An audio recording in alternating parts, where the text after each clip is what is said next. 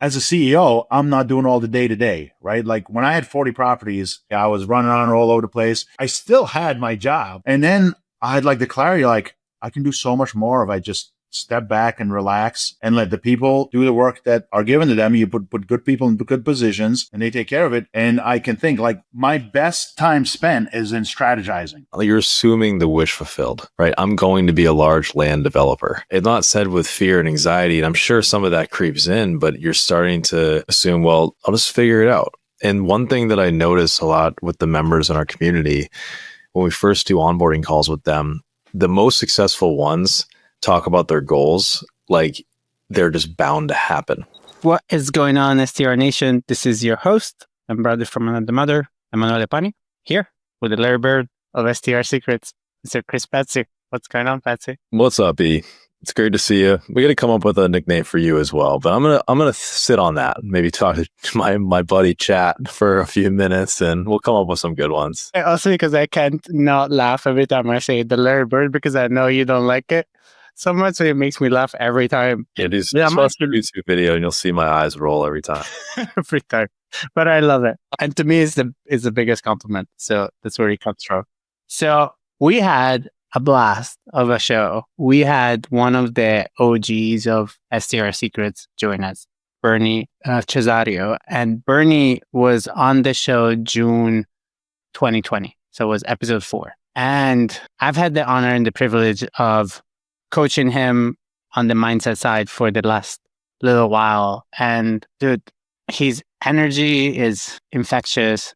His mindset is so inspiring that even me, that I'm somebody that's pretty mindset inspired, I left this show with a page full of notes and just feeling energized about what I'm working on, what I'm planning for 2026 and the years ahead. But you've known Bernie for a while because your journey, you joined right around the same time. Yep. So tell me what that looked like, felt like for you, kind of seeing it as somebody that's walked the path with him for quite a bit and seeing him now and hearing what he kind of shared. Yeah, he's one of those guys that is completely embodied and is acting upon a completely different self-image. And I would actually encourage listeners to go back to that 2020 episode. It's 5 years ago.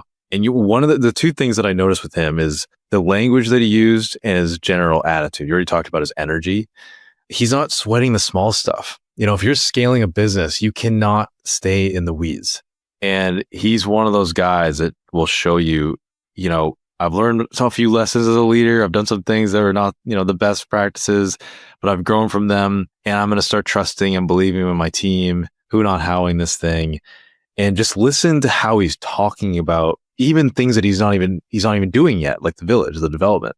He's assuming that it's already being done. It already is done. And I think when you embody that language and you start acting like that person that you want to become, he's a great example of how to translate a big goal into today's person, and who you need to, be acting like on a day-to-day basis.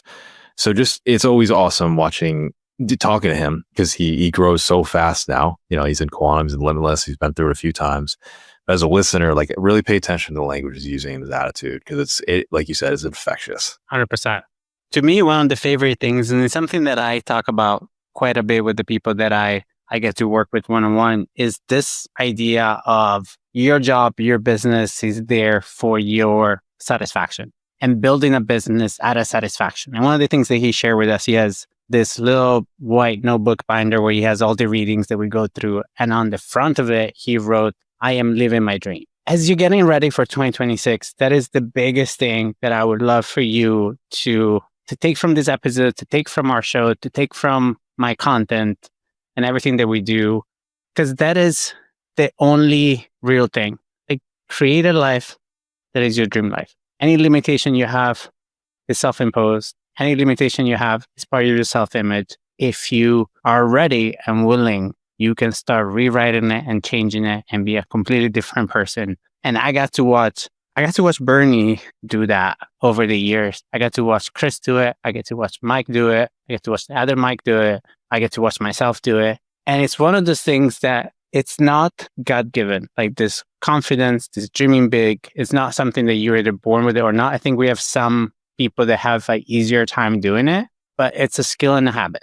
And so get unapologetic with what it is that you are going after, become delusional, which is another thing that Bernie shared, and really choose your giants and go after those ones that are scary and terrifying because they have within them your biggest growth and upside and opportunity. And then once you slay your first one, you'll get giddy about the fact that you can go on and do it over and over and over and over again, which is what the growth of Bernie shows, because now he's thinking about things that 5 years ago, Bernie could have never, but the growth, it was a growing of what was there. And then he just continued to push the envelope in this slow growth of what was present for him to grow into. And now he's at a level that his family is like, dude, you always said that you're going to do big things, but we never knew this was how big you're going to get. And Bernie's like, yeah, just watch me. All right, like just watch what else I'm going to do. Yeah, the doors just keep on opening up for him. And the thing that you said choice. One of the things that hit me, that resonated a lot, is he had said, he wakes up and he's got 5 opportunities ahead of him, and he's grateful for the opportunities. Just recently, like I've been feeling overwhelmed by the 5 or 6 things I got to get done, and just listening to him hear him say that reminded me, oh, I just gotta flip my paradigm. I gotta choose the way that I frame this situation. Right? It's an opportunity. It's not a challenge or an overwhelm. And I appreciated that. That's something to look out for too, just the way he is grateful for the life that he's living today. And he chose it. He designed it exactly how he wants. 100%. So without further ado, we welcome our good friend, Bernie Cesareo, to the show. Great to see you. Same here. Honored to be asked back on the podcast. Yeah. So if you guys want to listen to Bernie back in the day, Bernie is episode 4 of the STR Secret podcast, which was a little while ago. It was June 2020. So Bernie, give our listeners a rundown of what Bernie has been up to since June 2020. Well, in 2020, I started with STR Secrets in 2019, and I did my first property in 2019.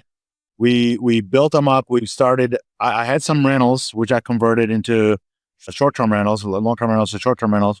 And then I started adding co-hosts. In 2020, I started adding co-hosts, and it quickly grew to 40 properties, 39 co-hosts. And at that time, we started focusing on improving the business, and we started going into larger properties and getting rid of some of the smaller properties. So we cut from 40 down to like 29. And then we built them back up, and then we cut down to 19 at one point, and now we're back to 26. But in that journey, as we're trimming the small properties, our income never went down.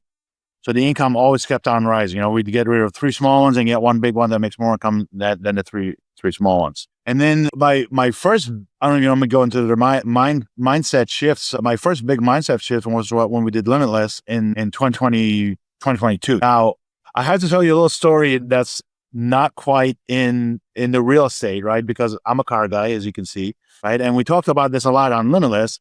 So I love cars. I've always had a lot of cars. I always have a big stable of cars.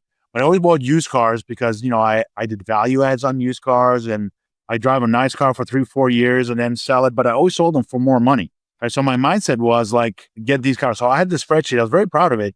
Had 78 used cars in a row that I bought over the last 30 something years, right? And I would never buy a new car, right? And I would go into the dealership, I would look at them, I would never buy a new car. Like, I know it's going to depreciate. I'll buy one that's 2 years old after it depreciates. So we did that. So my wife really knew I was serious when we went into a dealership in 2022. I was literally on the Limitless call, and I walked up to the salesman. I introduced myself. I said, whichever car she likes. She wanted a Bronco Sport in the Area 51 blue, they call it.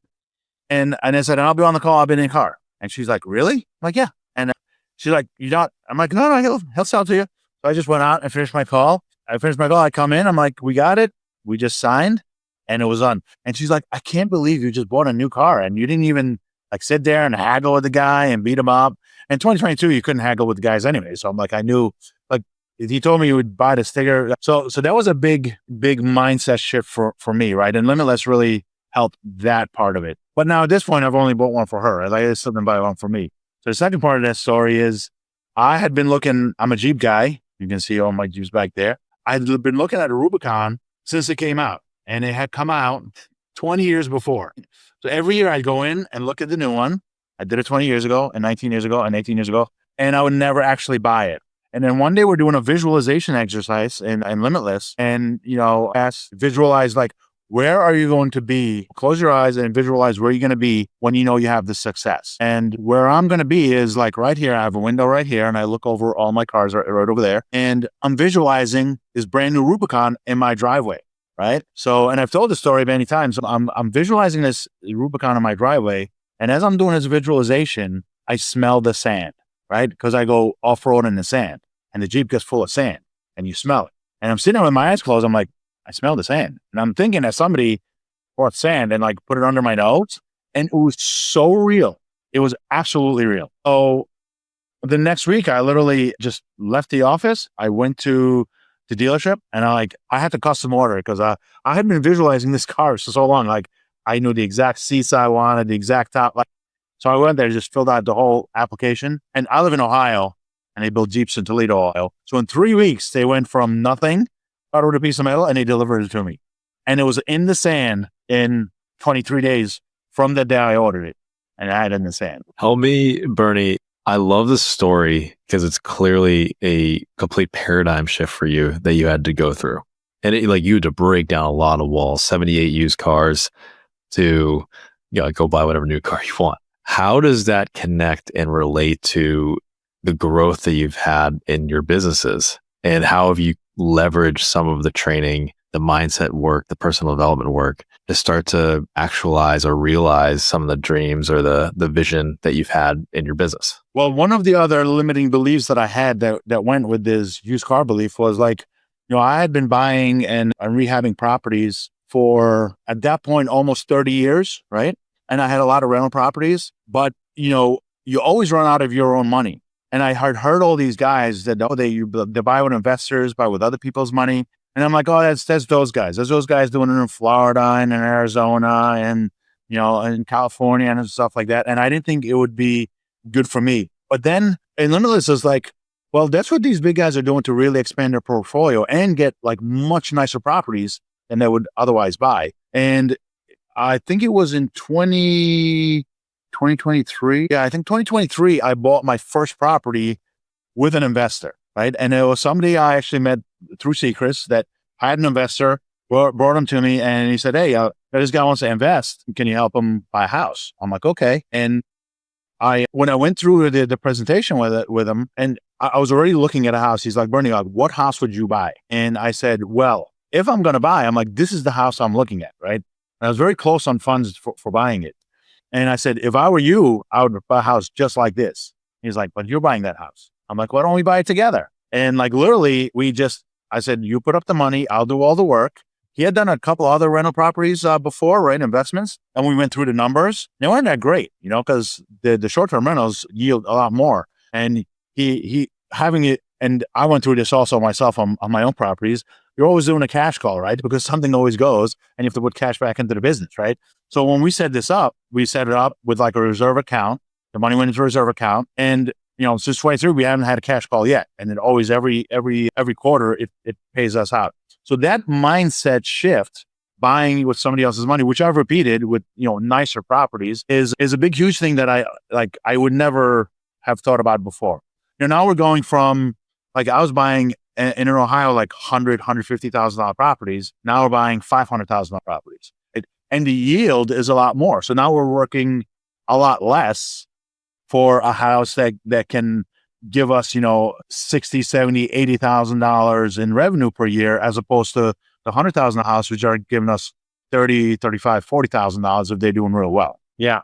And that's so amazing, because then from there, so you have 4 businesses altogether, plus your long-term rentals, right? You have this co-hosting, you have this co-buying. Then from there, because what I love for people to notice is, as Bernie's self-image upgraded, Bernie transitioned from, so one of the analogies that we use a lot within Secrets is from player to coach, coach to CEO. And so you can see, even as Bernie's telling his life story, you can see this clear trajectory where he's going from player to doing all the improvement in the car himself, to buying used cars, to kind of coast where you're like, you know what? I don't need to do all the work on my cars. If I want to, I can, but I can pay people as well.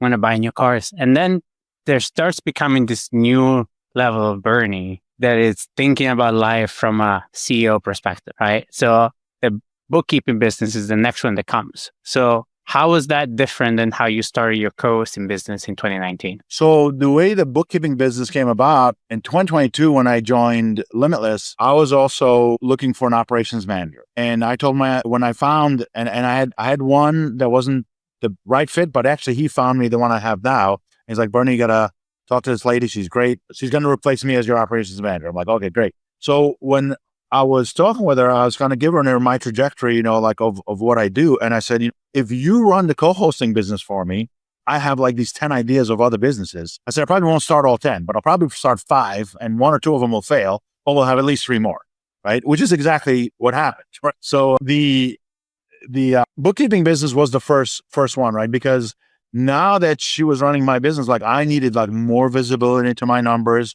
Like, where do we go from here? Like, let's improve the numbers in the co-hosting business.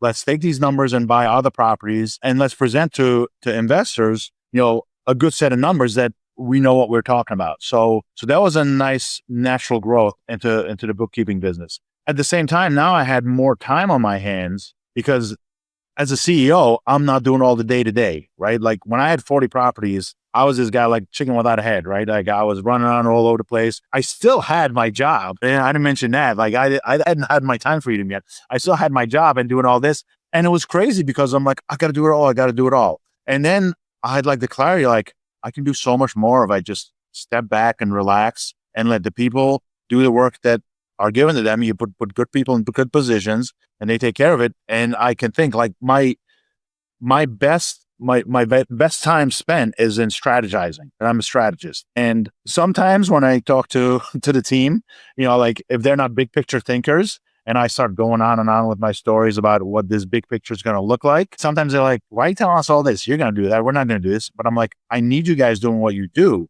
so that I can do what I do. But you need to know what I'm doing. So, if you can't reach me all day and you have to make a decision, what I'm doing. So those are the other 2 businesses that you mentioned, like the bookkeeping business. And then now more recently, I want to start a retirement village. I want to do something with big acreage. And that takes a lot of time because this is going into areas where I'm really going in growth, right? It's things that I haven't done before. So I have to meet a lot of new people doing new and different things. I've never been a developer. So I'm going to be a developer, large landowner, start getting into more like triple net leasing and that kind of stuff. So it's new, but it's also very exciting to me. Like I thrive on that excitement. And like before, I never thought I would get to that point, right? I was stuck in what I did. And I had the cookie recipe and I just kept making more cookies. Now I'm making cakes. So how's that for a baker reference? I love that. And I think the one thing, I know you'll love this too. The one thing I'm hearing here in your language, you're talking like it's already done. You're assuming the wish fulfilled, right? I'm going to be a large land developer. It's not said with fear and anxiety. And I'm sure some of that creeps in, but you're starting to assume, well, I'll just figure it out. And one thing that I notice a lot with the members in our community, when we first do onboarding calls with them, the most successful ones talk about their goals like they're just bound to happen. The ones that are like, well, I hope I get a couple. I hope I get to 10. I want to try to do this. Those are the ones that will falter because they're not speaking with affirmative language. But I want the audience to hear Bernie's conviction in what he's doing and how he's done it in multiple lanes now.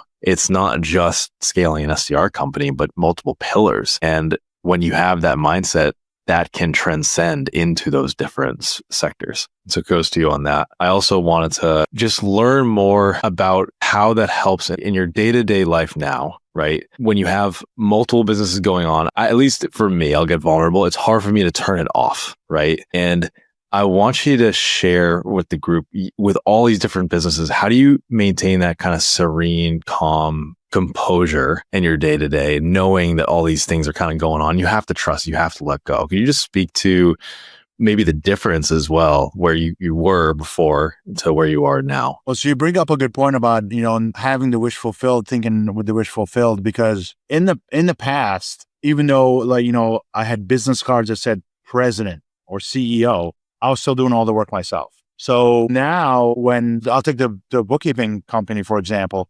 when we launched that, I'm like, everything's going to get done. And I put a guy in charge as a manager. I'm like, obviously we need bookkeepers, we need auditors, we need a CPA, and I'm going to go and do this and you do that. And like, I'm assuming it's done. And he did all the hiring, like I jumped in on some interviews, but I never had any doubts that he's going to find the right people for us. That kind of thinking, like that, I have to trust that he's going to find the right people, right? And I have to trust that my operations manager is running all the short-term rentals the right way, so I don't have to be in them. That gives me clarity to think about the next project. But at the same time, Chris, you and I have talked a lot about my son's basketball, right? He's away to college and I'm still making his games. He's going home games at least. I hadn't had travel games yet. But like, I don't have to worry like, oh, I have to do these 15,000 things and I can't go to the game. I didn't miss a single high school game that he had. I'm going to his college games. In the middle, there was a AAU and travel, and we were traveling all over the place. And I always knew that the work would get done. I always knew that the guests would be taken care of.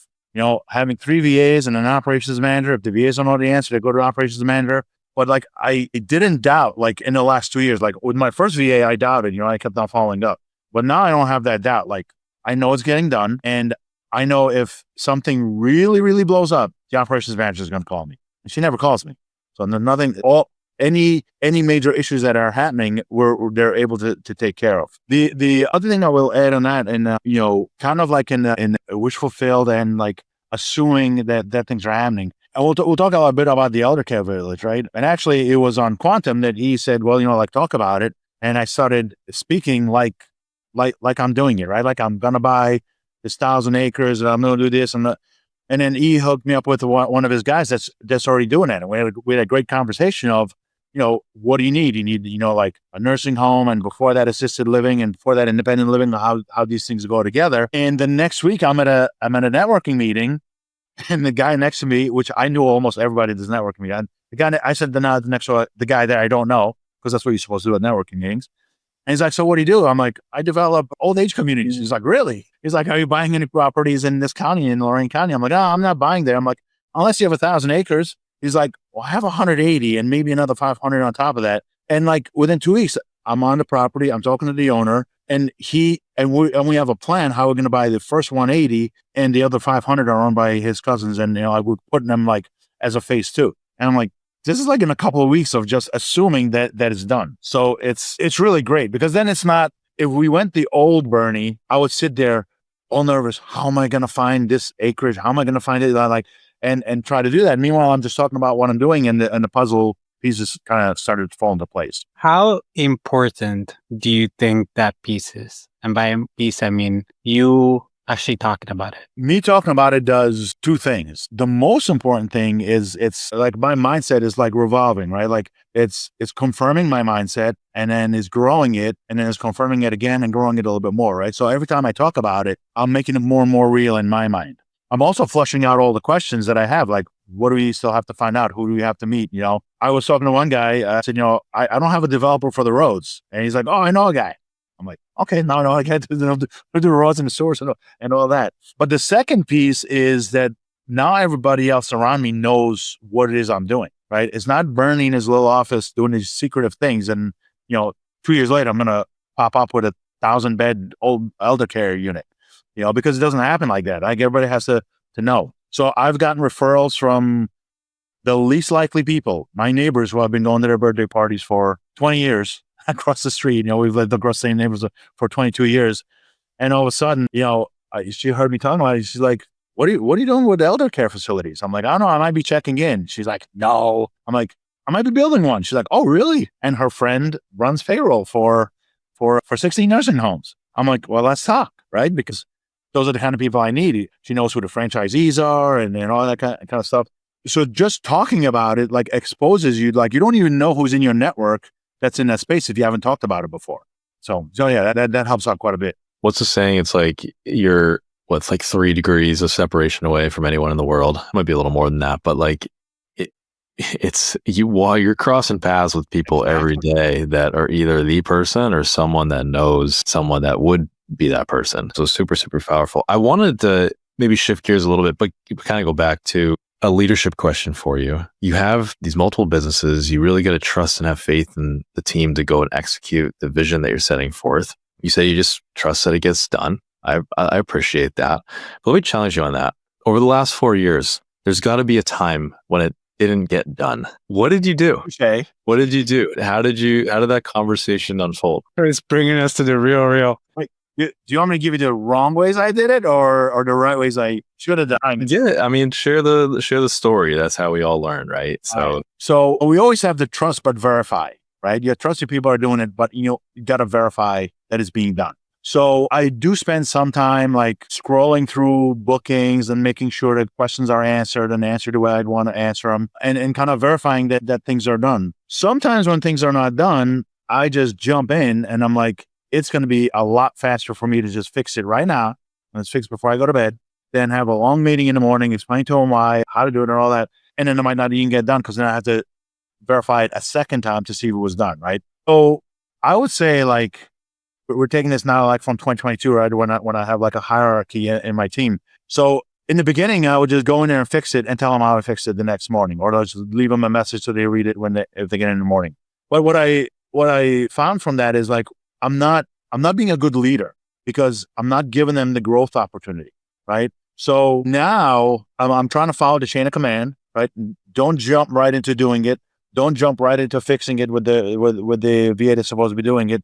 Like discuss with my operations manager and let her kind of take the next, because the orders have to go down in that direction, and also the knowledge has in that direction. Right? Like when I'm going through with her now, she's seeing, okay, we have a lack of training in these particular areas where maybe they don't see things every day, so they don't know how to handle them. The other step that I was missing, and when I do it, is my operations manager also does all the ops, right? All the procedures. She writes them up and all that. So when I'm doing it myself, then we're not tweaking the manuals, and next time it's probably going to happen the same way, and I'm going to have to fix it again. So with her adjusting that Notion and all that and putting the process, now we have much better. So it also allows me to concentrate on what I like doing best, which is the strategy, right? Why do you have to do this item? Is because I'm trying to do this item, and they kind of all go in a row. Like even with with the elder care village, I've actually talked to all my teams about that, because even it's not directly related, right? Like the VAs are like, okay, you're doing this big project and you're not talking to us anymore, right? Like no, it's like I'm building the elder care village, and we'll probably have like 30 or 40 Airbnbs there, right? So I want you guys to know the trajectory of how that happened. Same with the bookkeeping team. Like it's actually kind of funny. I had this meeting this morning and yesterday. A nursing home kind of looks like an STR business, right? You have room beds that are paying $5,000 to $10,000 a month, just like an STR. You have expenses to go with them, and you have a family that's caring for their loved one, right? So there's an owner's report, and I'm like, it's like whatever we're learning here, we can take it there, right? So my job now, like I keep concentrating, lead with the vision, give strategic direction. I'll say one other thing also in here, because you kind of didn't mention it. When I work with my team, like I want them to see the trajectory, because also I want them to see themselves moving up in the trajectory, right? Yes. Our operations manager started as a cleaner, right? And I think yours did too, right, Chris? So, and she was a cleaner who was doing some managing in some properties, and she wanted to do more of that. And when she expressed that to my current operations manager that I had, that's when he asked her, what experience they have, and they kind of went through that. So then, because he knew my vision already, he knew that I needed something like that, because he knew like that we had to write up all the ops procedures and all that. And it definitely makes it flow a lot easier. Yeah, I asked the question because I think one of the hardest transitions for folks that are starting to hire team members, and because they need to, because they're scaling up, is they're still in the weeds, but they're trying to coach others to take over the weeds so they can get their head above, the grass. Right. And what you would say, we have a core value here at Secrets, and my company is the same one: correct the process, not the problem, or correct the process, not the person. And if you jump in and just correct everything, you create a dependency on you. Like, oh, well, if I mess up Bernie's just going to come in and fix it. And the other thing that you're doing is you're developing your team through your vision, right? So why does it matter that you're doing this village? 40 more STRs. You're changing their thinking. That's effects in the portfolio size. You might have to do things a little bit differently now. So constantly reminding them and casting that larger vision and helping them connect the dots of how they can fit their vision within yours helps create this cohesive culture, keeps you from getting back into the weeds constantly. But it's such a hard transition for leaders. And I get stuck in it too. What I noticed with you getting back to the mindset a little bit too is just your attitude is so consistent. You know, you have this very composed nature. You're very positive, and I'm sure that's why a lot of people on your team love working for you. You know, because they know like angry Bernie's not coming around the corner, and well, what mood is he going to be in today? So thank you for sharing a little bit of that. I think it's helpful for the listeners. Thanks for saying, because when they watch the podcast, they know you only met Carmelo, Bernie, and that is the one most of the time, right? And it's funny you say that because, you know, I don't know, I wasn't sure if we're gonna get to this, but in the mindset, like I have this book that I've been building I started this when we started this. And one of the things I have on here is I'm actually living my dream, right? Like I see that every day because I really am actually living my dream. So like leading all these teams and having my foot in a lot of different companies doing a lot of different things is what I've always wanted ever since I was a little kid. Last Thanksgiving at my family, my brother told me, he goes, you know what? He goes, you had all these crazy ideas when we were little. He goes, you're the one that's doing the closest to what we said we were going to do than anybody else. I'm like, yeah, I'm actually living my dream. But when you're actually living your dream every day, like you wake up and yesterday morning we went to chase an opportunity. I woke up like, and I prayed. I'm like, thank you for all the opportunities. Because if I don't say I'm busy now, right? As entrepreneurs, we shouldn't say we're busy. It's just like I have like 5 opportunities to look at. And it's like so blessed to have those 5 different opportunities. And that's not the 4 ones that we're running, like 5 new opportunities. So now we can pick and choose which opportunity. Oh, yeah, I'm going to be in a good mood all day because I don't have to figure out how to fix this problem. I have to just choose which of the 5 opportunities we're going to pick first, because we'll probably pick 2, but we'll pick them right away. I love that, Bernie, because that's funny. It leads me perfect to the question that I was going to ask you. So this show is going to air just a little bit after Thanksgiving, but before Christmas. And one of the things that I told the boardroom folks today was that warning of like, hey, chances are over Thanksgiving, you saw your family, which you probably haven't seen in a little while, or you're about to go see them for Christmas. And there is this, because sometimes we're a little bit off with the fairies, a little bit, right? Like if normal people listen to part of this conversation, they don't know anything about the mindset work that we have done up until now. They're like, dude, these people are just wild. But yeah, Bernie has the receipts. So there is some rhyme and reason in our wildness. And so how do you manage that? So how do you manage family and their expectation and their paradigm and their story of who Bernie has been, and this Bernie that is in this constant state of evolution and expansion that is maybe to some people even like unknowingly optimistic and giddy? They're like, why are you always like, stop? Like, why are you always so happy, right? But at the same time, dude, I'm living my dream. So to me, it makes sense. But how do you communicate that to people? Or do you even communicate it? And you like, what does that look like? That's a really good question. Because, you know, when you talk, obviously you have friends and family, right? And you can't change your family. You can change your friends, but your family's still your family, right? And when you start jumping at these big goals, right? And starting to believe that you can do them and start to assume the wish fulfilled and you're making things happen, they're still kind of back in, this is crazy. This is never going to work. Even while you're doing it, they're like, this is never going to work. Right. And actually one of my favorite words now is delusional, right? Like people call me delusional. And I used to get very defensive when you call me delusional. Now I'm encouraged. You call me delusional. You're getting what I'm saying. You know? Yes, I'm delusional. Let me tell you why. Let me give you the steps, you know? So good. Go for it, very good. I bought my first rental property with my brother, and I fell in love with the rental property aspect of it, and he totally did not want to do it. So like from the first rental property, I'm in 100%. He's like, I'm out 100%. You know, and that was 35 years ago. And, you know, the conversations we have, especially like on the delusional front, he's like, how do you have all these properties? I'm like, I've been buying them for 35 years, not selling them, you know, just adding. And, you know, what we thought were delusional as young kids in our 20s, it happened. Right. So now I won't get into exact ages, but like the next delusional goal has to be as big as it is for a guy my age and doable as it is for a 20-year-old thinking I'm gonna own 30, 40 houses. Right. And I love that. Like it's I talk to some people and I see their eyes glaze and I'm like, please call me delusional. Call me delusional. Yes, I'm delusional. What's free? What's free? Do it. 100%. And I think that is the one thing we all share in common.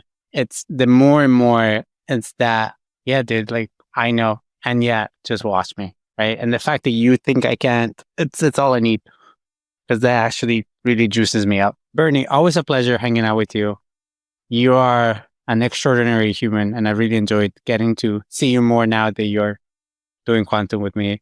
For people that wanna connect with you, see your projects, stay your properties, work with your bookkeeping service, where can people find out more about you? Best place to find me is on Facebook. You see my name spelled Bernie Cesareo, Cesareo. Hit me up on Facebook Messenger. You go through my feed in Facebook, you'll see a lot of the properties that we talk about. We do, a lot of like little blurbs about the bookkeeping company, about the co-host of the company, about co-buying. So you'll see a lot of stuff on there. But I check Messenger every day and you can get in touch with me that way. And my name spelling won't change, so it'll always be available. That's the best way to catch me. Amazing, man. And then the last question that we ask everybody is, what's your number one secret to success with short-term rental? Wow. Up until a couple of years ago, I would have said hard work, because that's everybody's secret. Like I said, like hard work, like I'll outwork anybody and all that. But now it's dream big, dream big and know you can do it. And everything that I've been able to accomplish at some point, it was a dream with no idea how I'm going to get there, but I just know that's what I want to do. So dream big and believe you can do it. Too. Love it. What a mic drop. And with that, we're going to wrap it for today. I do hope you guys enjoyed this show as much as I did. Once again, I have a whole page worth of notes. Super inspiring. Chris, any last minute thoughts? No, thank you, Bernie. I still remember the good old days. It was me, you, Tommy Sedita, Mike Riley, 6-person call with Mike Sugarin, and just to see how far you've grown personally, and we've grown together. It's been like just the most special community that we could be a part of. And I hope folks do reach out to you because you are truly one of those people. This is fun to be around. Like your energy just immediately lifts and you don't waver from that. So I appreciate you, dude. And thank you for coming on. Thank you. And I could not done away without you guys. So thank you for always got my back and keep pushing me. Keep pushing me. Always, brother. Always, brother. Well, guys, it's been a pleasure and we'll see you guys next week. Thank you. Ciao, guys.